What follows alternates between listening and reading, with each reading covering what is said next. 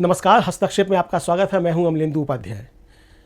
इस बुलेटिन में सबसे पहले देखते हैं दिन भर की बड़ी खबरें डीवी लाइव के सौजन्य से, उसके बाद कुछ मनोरंजन की क्लिप्स। हमारे इस चैनल को सब्सक्राइब अवश्य कीजिएगा और इस वीडियो को शेयर भी कीजिएगा। तो आइए इस बुलेटिन में सबसे पहले देखते हैं दिन भर की बड़ी खबरें। नमस्कार, दिन भर की बड़ी खबरों में आपका स्वागत है। मैं हूं आपके साथ सुरभि राजपूत। आज इस बुलेटिन में बात होगी मोदी सरकार पर आए संकट की, दक्षिण में बीजेपी के सफाई के डर की, बात करेंगे राज्यसभा में क्यों नाराज हुए खड़गे, ईडी डायरेक्टर पर क्यों सुप्रीम कोर्ट पहुंची मोदी सरकार, साथ ही जानेंगे ज्ञानवापी मामले में हाईकोर्ट के आदेश की, और बुलेटिन के आखिर में बात होगी मध्य प्रदेश में कांग्रेस के अभियान से डरी बीजेपी की। इसके साथ ही और भी कई बड़ी खबरों से आपको करवाएंगे रूबरू, लेकिन तमाम बड़ी खबरों से पहले एक नजर सुर्खियों पर। चुनाव आयोग ने एनसीपी के दोनों गुटों को दिया नोटिस, पार्टी का अध्यक्ष कौन, शरद और अजीत पवार से मांगा गया जवाब। झारखंड के 5 पूर्व मंत्रियों के एसीबी से जांच कराएगी सोरेन सरकार, 5 साल में बढ़ गई थी 1120% संपत्ति, कैबिनेट से पास कराया गया प्रस्ताव। 787 पदों पर आयुर्वेद चिकित्सा अधिकारियों की भर्ती, सरकार ने 185 पदों का किया इजाफा, 82,400 तक मिलेगी सैलरी। मेटा, माइक्रोसॉफ्ट सहित अन्य कंपनियों के पास पहले से एक्स ट्रेडमार्क, ट्विटर की रिब्रांडिंग के कारण कानूनी उलझन में फंस सकते हैं एलन मस्क। तो ये तो थी सुर्खियां, और अब बात आज की सबसे बड़ी खबर की। मणिपुर में पीएम मोदी संसद में कुछ भी बोलने को तैयार नहीं है। वैसे वो संसद के बाहर भी 36 सेकंड की स्पीच को छोड़ दें तो कुछ नहीं बोले हैं, लेकिन अब विपक्ष ने पीएम मोदी को लोकसभा में बुलाने और मणिपुर पर बयान देने के लिए मजबूर कर दिया है, क्योंकि वो मोदी सरकार के खिलाफ अविश्वास प्रस्ताव ही ले आया है, जिससे सरकार पर भी संकट दिख रहा है। पीएम मोदी मणिपुर पर संसद में अभी तक एक शब्द नहीं बोले हैं। विपक्ष मणिपुर पर नियम 267 के तहत चर्चा की मांग कर रहा है, लेकिन सरकार इसे लेकर तैयार नहीं दिख रही। ऐसे में अब पीएम मोदी को संसद में लाने और मणिपुर पर बयान देने के लिए विपक्षी दल सरकार के खिलाफ अविश्वास प्रस्ताव ले आए हैं। लोकसभा में आज कांग्रेस पार्टी ने मोदी सरकार के खिलाफ अविश्वास प्रस्ताव पेश कर दिया। दोपहर 12:08 पर स्पीकर ओम बिरला ने घोषणा की कि मुझे सदन को सूचित करना है कि कांग्रेस सांसद गौरव गोगोई से नियम 198 के तहत मंत्रिपरिषद में अविश्वास प्रस्ताव को नोटिस दिया है। गोगोई ने सदन की अनुमति मांगते हुए कहा कि ये सभा मंत्रिपरिषद में अविश्वास प्रकट करती है। अविश्वास प्रस्ताव की नोटिस की स्वीकृति के लिए 50 सांसदों से ज्यादा के समर्थन की जरूरत होती है। इसलिए स्पीकर ने कहा कि जो सदस्य इस प्रस्ताव के पक्ष में है वो खड़े हो जाए।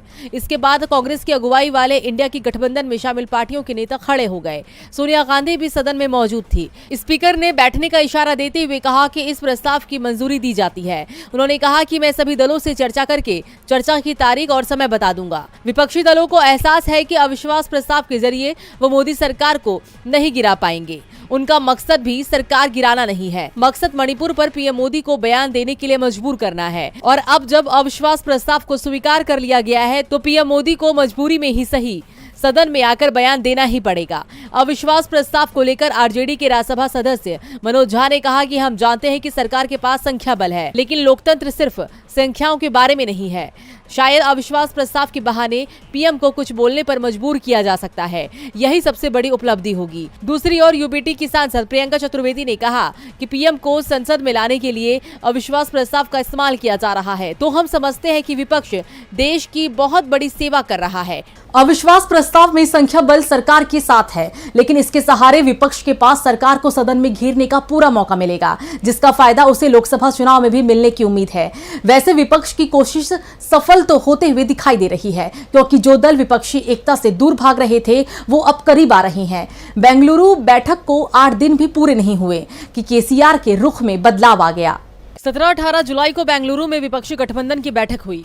बैठक में गठबंधन का नाम इंडिया रखा गया। अब तक 2 बैठकें हो चुकी है और दोनों से ही तेलंगाना के सीएम चंद्रशेखर राव की पार्टी बीआरएस दूरी बनाए हुए थी, लेकिन बेंगलुरु के बैठक के 8 दिन बाद ही ये दूरी मिटती दिख रही है। बीआरएस अब कांग्रेस के साथ संसद में मोदी सरकार के खिलाफ लड़ाई में शामिल हो गई है, क्योंकि केसीआर की पार्टी भी अविश्वास प्रस्ताव के समर्थन में आ गई है।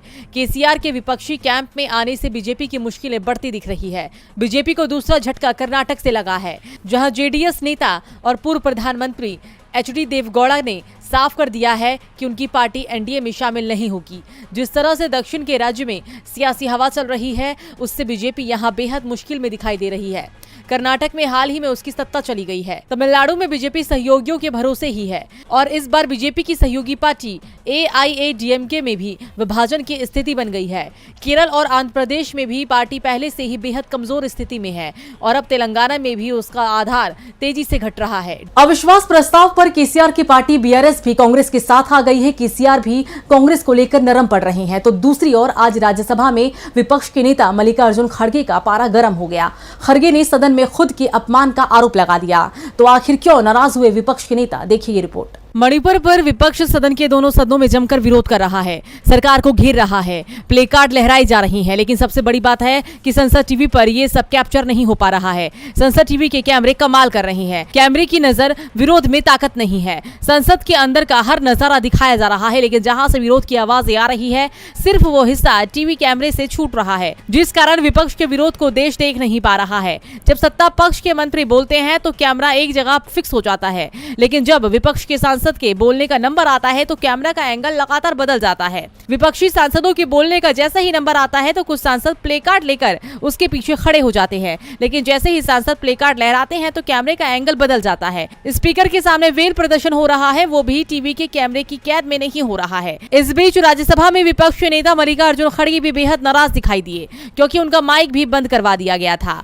खड़गे ने कहा, इसीलिए मैं ये सोच के उठा था कि मुझे मौका मिलेगा और बात करने के लिए। मैं पूरे अपने इश्यूज को सदन के सामने रख रहा था और जब 50 लोग अपना 267 पे दिए थे तो मुझे अगर बोलने का मौका भी नहीं मिला, ठीक है, लेकिन कम से कम जब मैं बोल रहा हूँ मेरा माइक अचानक बंद करना ये मेरा प्रिविलेज है। अब उसको प्रिविलेज को धक्का, मेरा अपमान हुआ है, मेरे रेस्पेक्ट को आपने मेरे सेल्फ रेस्पेक्ट को उन्होंने चैलेंज किया है और सरकार के इशारे पे अगर सदन चला तो मैं समझूंगा साहब डेमोक्रेसी नहीं है। Nothing will go on record. साफ है कि संसद के अंदर विरोध की आवाज दबाने की कोशिश हो रही है। सरकार को विपक्ष की ज्यादा चिंता भी नहीं है, इसलिए उसकी सुनी भी नहीं जा रही है। सदन के अंदर विरोध को कम करके दिखाने की कोशिश भी चल रही है, तो दूसरी ओर अपने चहेते अफसरों को बचाने की भी खूब कोशिश हो रही है। सुप्रीम कोर्ट ने जिस अधिकारी को हटाने के आदेश दिए थे उसके बचाव में मोदी सरकार फिर कोर्ट पहुंच गई। आखिर क्यों अपने चहेते अधिकारी को बचाना चाहती है मोदी सरकार, देखिए रिपोर्ट। मोदी सरकार के पास योग्य अधिकारी नहीं है, इसलिए जिस अधिकारी की सेवा अवधि समाप्त हो जाती है उसे बार बार एक्सटेंशन दिए जाते हैं। किसी अधिकारी को 2 या किसी को 3 एक्सटेंशन दिए गए हैं। संजय कुमार मिश्रा को नवंबर 2018 में ईडी का डायरेक्टर बनाया गया। शुरुआत में उनका कार्यकाल 2 साल का था। नवंबर 2020 में उनका कार्यकाल पूरा होना था। इस दौरान वो 60 साल के भी हो गए थे, लेकिन मोदी सरकार ने मिश्रा को 3 बार 1-1 साल का एक्सटेंशन दे दिया। 2021 में मोदी सरकार ने एक विधेयक भी संसद में पास करवा लिया, जिसमें ईडी CBI डायरेक्टर के कार्यकाल को 5 साल कर दिया गया था। कानून में नियुक्ति 2 साल की थी, लेकिन उसे बढ़ाकर 5 साल करने का प्रावधान किया गया था।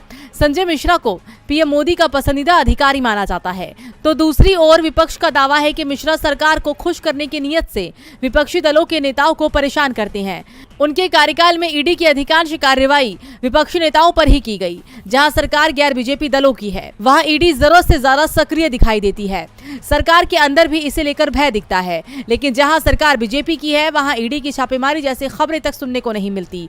दूसरी ओर सरकार ईडी डायरेक्टर को लगातार एक्सटेंशन दे रही है, लेकिन 11 जुलाई को सुप्रीम कोर्ट ने संजय मिश्रा के तीसरे एक्सटेंशन को अवैध बता दिया। सरकार को आदेश दिया गया कि 31 जुलाई तक नए निर्देशक की नियुक्ति कर दे। तब तक संजय मिश्रा को पद पर बने रहने को कहा, लेकिन केंद्र अभी भी संजय मिश्रा को उनके पद पर बनाए रखना चाहती है। इसके लिए उसकी ओर से एक बार फिर सुप्रीम कोर्ट का दरवाजा खटखटाया गया है। सुप्रीम कोर्ट ने भी केंद्र सरकार की याचिका को स्वीकार कर लिया है और अब मामले की सुनवाई 27 जुलाई को 3:30 बजे होगी।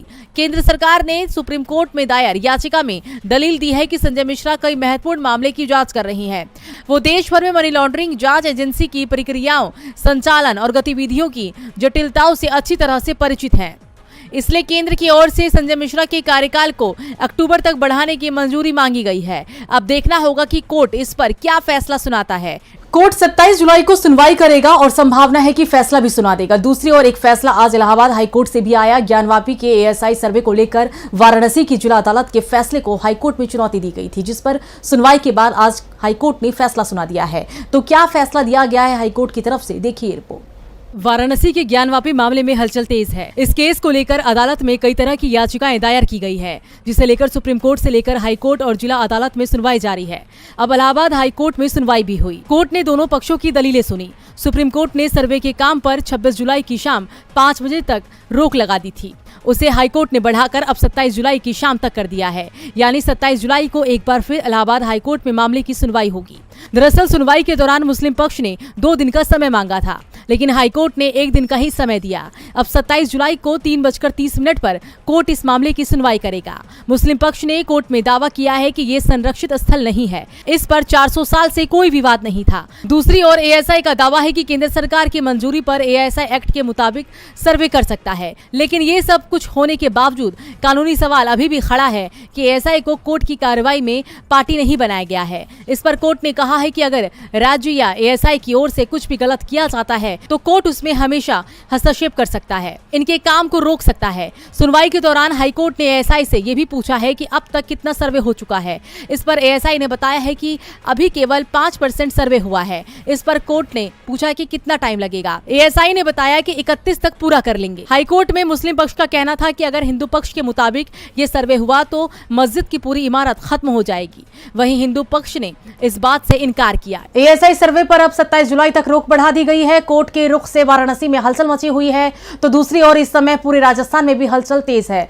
दरअसल यहां 2-2.5 महीने में ही विधानसभा चुनाव का ऐलान होना है, क्योंकि राज्य के सीएम अशोक गहलोत लगातार ऐसे फैसले ले रहे हैं जिससे बीजेपी की मुश्किलें बढ़ रही है। तो अब क्या फैसला किया है गहलोत सरकार ने, देखिए इस रिपोर्ट में। विधानसभा चुनाव से पहले राजस्थान की अशोक गहलोत सरकार ने एक और बड़ा राजनीतिक दांव चल दिया है। राज्य सरकार ने राजस्थान राज्य अहिल्या बाई होलकर बोर्ड का गठन कर दिया।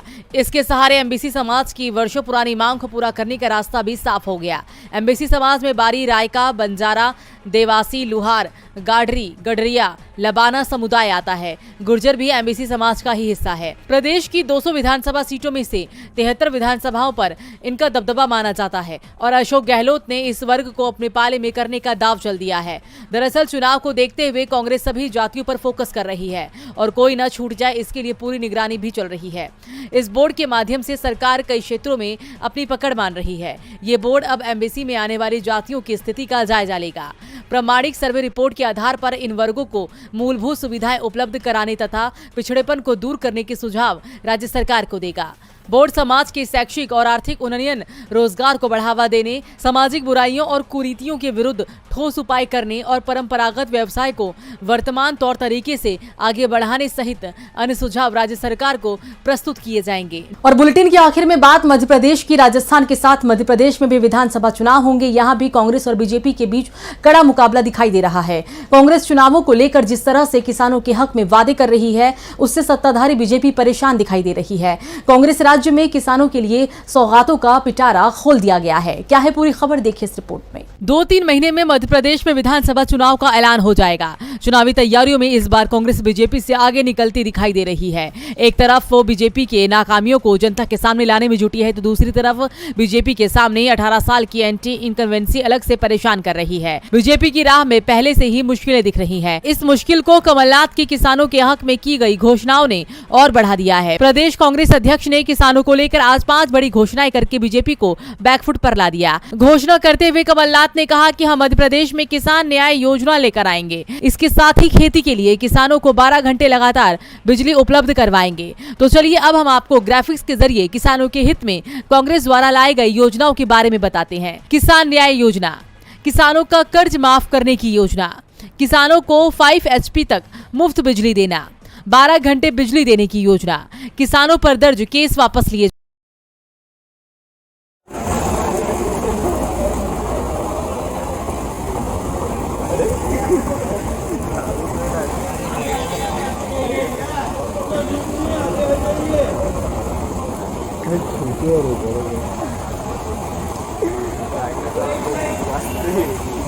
थोड़ा आगे आइए, आगे आइए, आगे ज्यादा पानी है।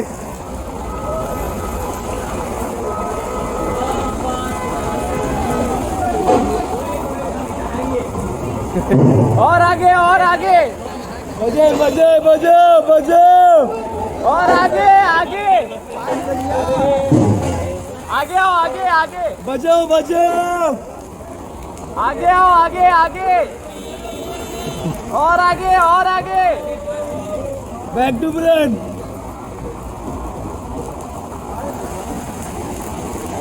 आगे आओ ना मैम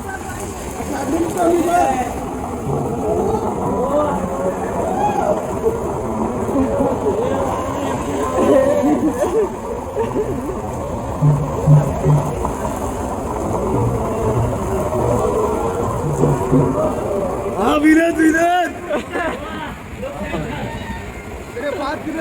और आगे आओ आगे आगे अदनन अदनन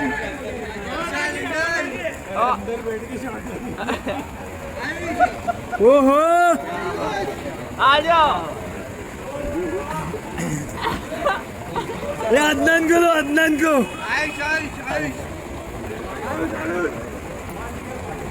आयुष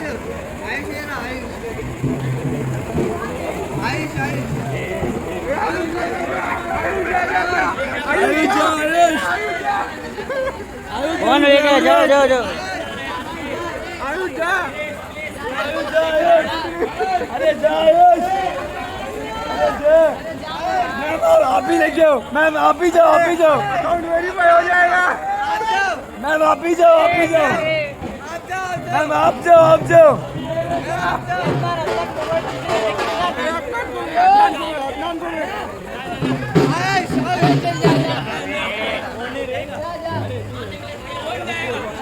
इसको लो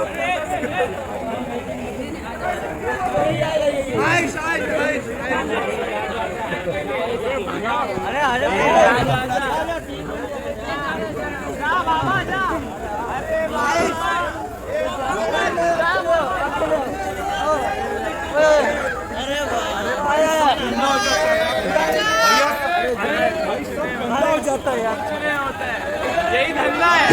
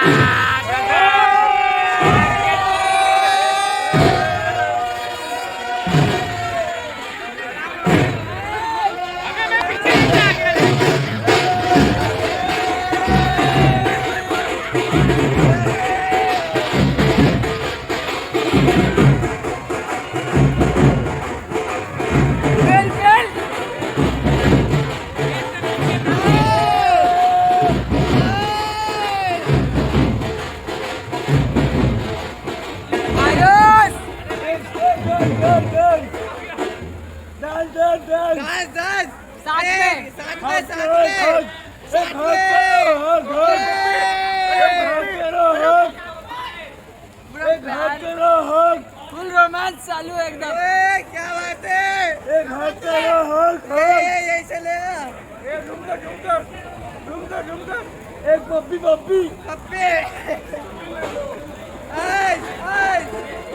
एक पप्पी लो साथ में 10 साथ एक किस भाई बस हो गया ना, अभी करो ना डांस यार। एक हक करो एक हक चाहिए हक साथ में बता दिया अपना प्रॉब्लम।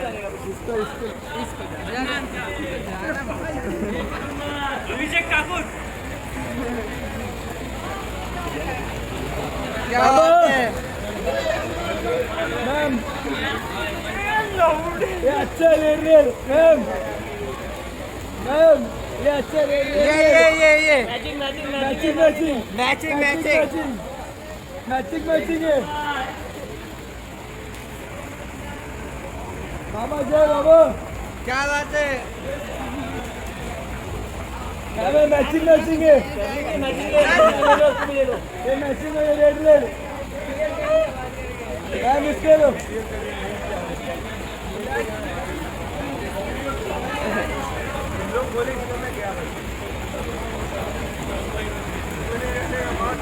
मार्क भाई मैम पीछे थैंक यू। आशा है ये वीडियो आपको पसंद आया होगा। इसको ज़्यादा से ज़्यादा शेयर करें, लाइक करें, सब्सक्राइब करें चैनल को, फेसबुक पेज को फॉलो करें और ज़्यादा से ज़्यादा इसको सब्सक्राइब करें।